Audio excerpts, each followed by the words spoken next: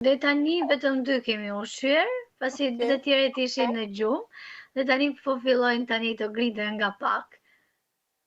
Dhe nuk ndodhë Rozeta që të gjithë të tre pra të qajmë të 4 mëngjes, të 4 të qajmë për një herë, apo flen, 2 flen, 1 fle, 3 zgjohen, 2 zgjohen, pra si është të jesh nën e 4 njakve është pyetja. Të them të drejtën pak mikse kjo pjesë, sepse njëri qesh, qanë, njëri don që të ushqet, pastaj kur të flenë 3, ndoshta njëri rrin pa gjumë, është shumë e vështirë domethënë që ti balancosh gjërat përnjherësh. Dhe me të vërtetë është rutinë shumë e bukur, por njëkohësisht edhe shumë e vështirë. Dhe si e ke ndarë kohën? Si më thetë, lutem? Si e ke ndarë kohën? Si e menaxhon?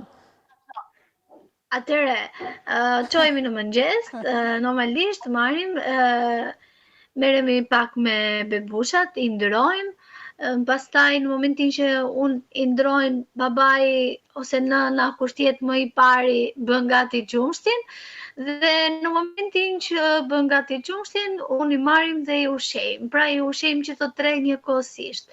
Unë, gjyshja edhe bashorti.